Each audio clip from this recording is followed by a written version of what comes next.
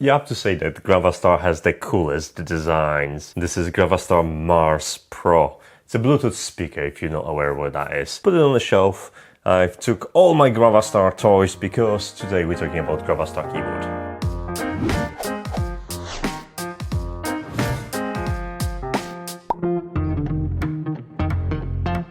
Whenever I see a GravaStar product, whether it's an earbud or mouse, there is something alien about it.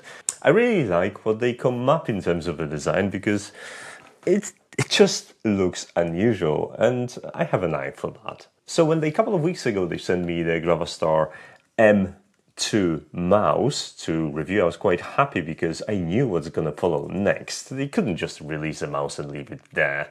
Now we are ready to review the keyboard, the GravaStar Mercury K1. And I have one here and I'm ready to tell you all about it. Before I jump into the proper evaluation, let me tell you what kind of keyboard user I am, so you would know whether you can trust my opinion and whether we are similarly aligned. Now, I predominantly type on a laptop membrane keyboards because for some reason I always find them faster.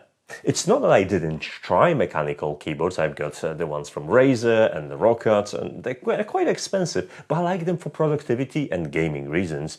I'm just not that efficient at typing on them for some reason. I prefer flat, streamlined keyboards on my laptop. Which means that I already know that this gaming mechanical keyboard from GravaStar, it's not going to make me the fastest typer. However, it's going to help me out in a couple of ways. At least I think so. So Mercury K1, it's a 75% compact keyboard with small layout changes.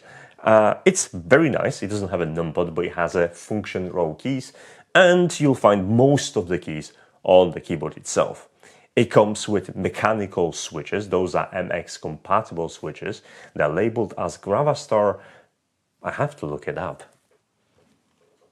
GravaStar X Kyle. There's an H on that, probably it's a silent H, but those are the switches that are mounted on the K1 keyboard that I have, and those are linear switches.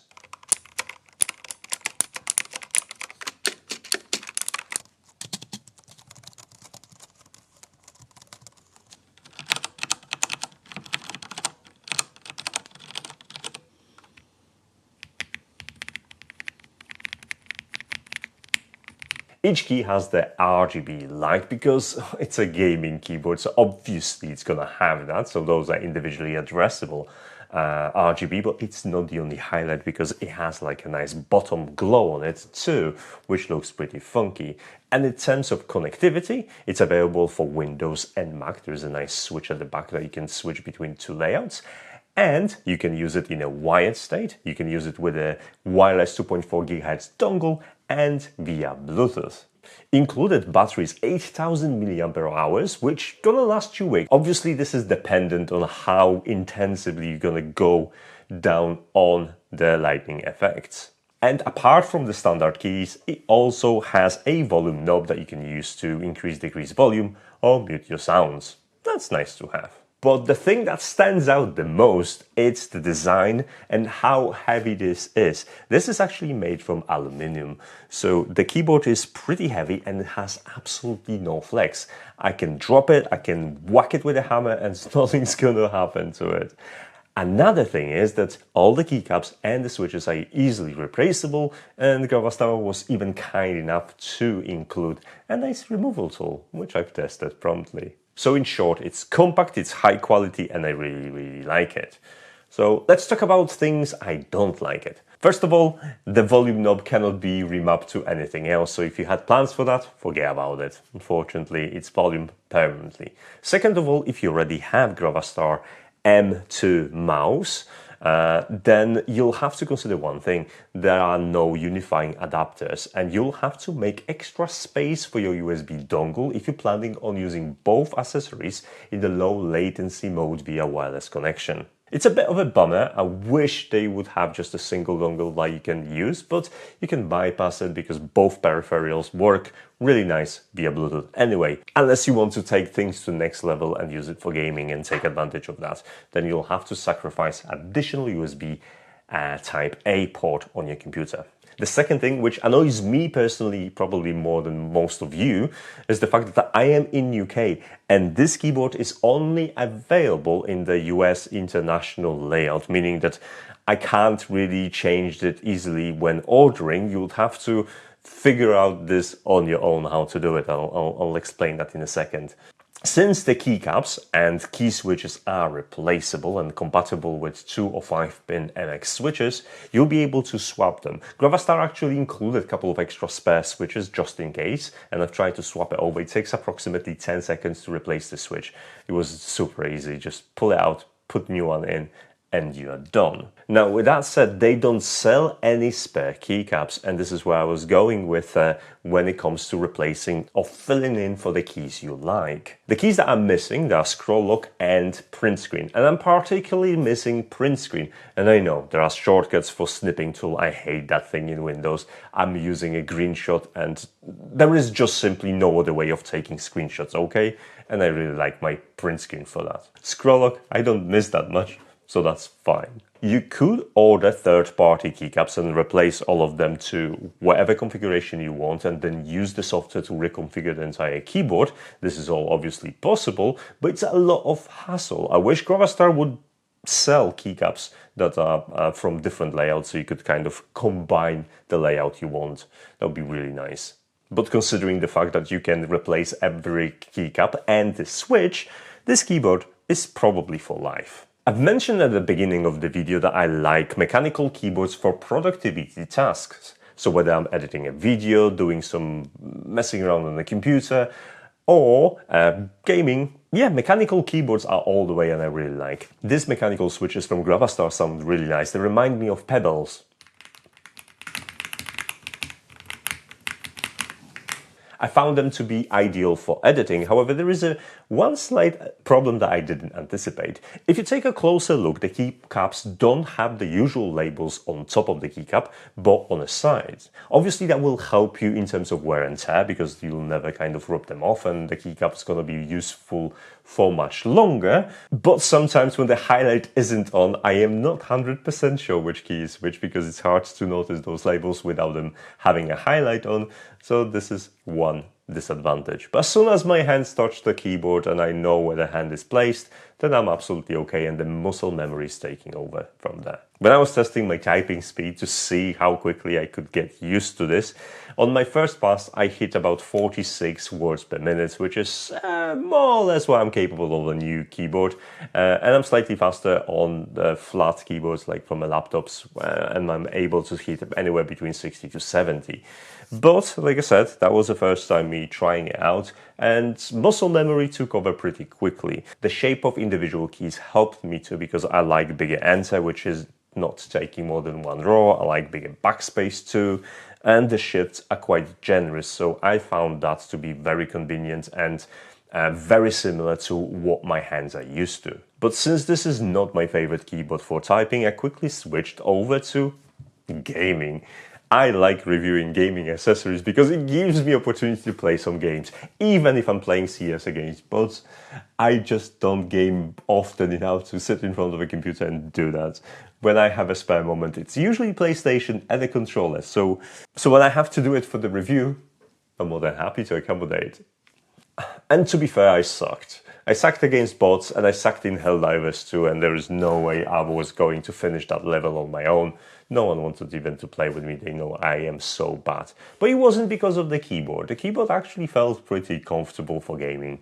And once I placed my hand where it's supposed to be, I was able to find all the keys, and at no point I felt like keyboard is holding me back. It's mostly my inexperience and, well, it's been a while since I've played any games at all.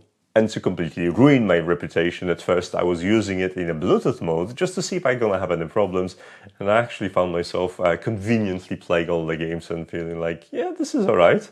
So yeah, take that with a pinch of salt. Obviously having gaming peripherals isn't about gaming, it's about all the colors that you can get.